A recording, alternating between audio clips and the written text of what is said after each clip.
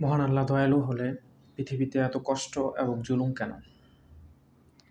মানুষ মনে করে ভালোবাসা মানে হচ্ছে কষ্ট না দেয়া, কিন্তু বাস্তবে যেমন বাবা সন্তানকে শাসন করে সাময়িক কষ্ট হয়, দীর্ঘমেয়াদী উপকার হয়।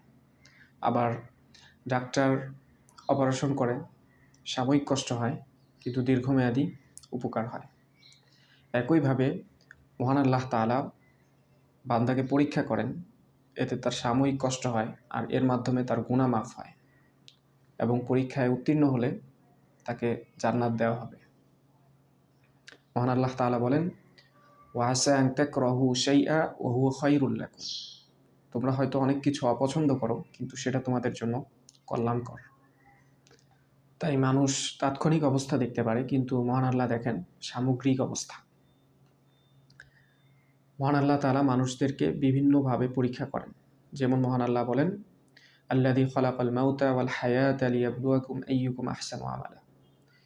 মহান আল্লাহ তাআলা মৃত্যু এবং জীবনকে সৃষ্টি করেছেন যাতে তিনি তোমাদেরকে পরীক্ষা করতে পারেন যে তোমাদের মধ্যে কে সর্বোত্তম আমলকারী, কার আমল সবচেয়ে সুন্দর।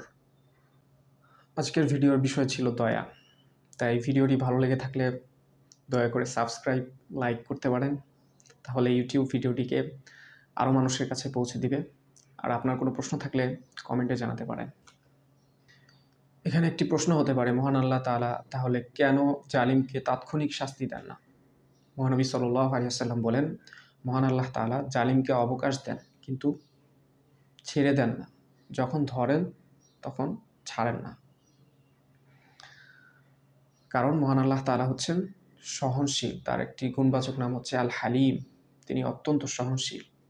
মহান আল্লাহ তাআলা বলেন, ওয়ালা তাহসাবান্নাল্লাহা গাফিলান আম্মা ইয়ামালুয যালিমুন। জালিমরা যাতে একথা মনে না করে যে মহান আল্লাহ তাআলা তাদের কাজ সম্পর্কে গাফেল। তিনি জানেন না, বিষয়টি এমন নয়।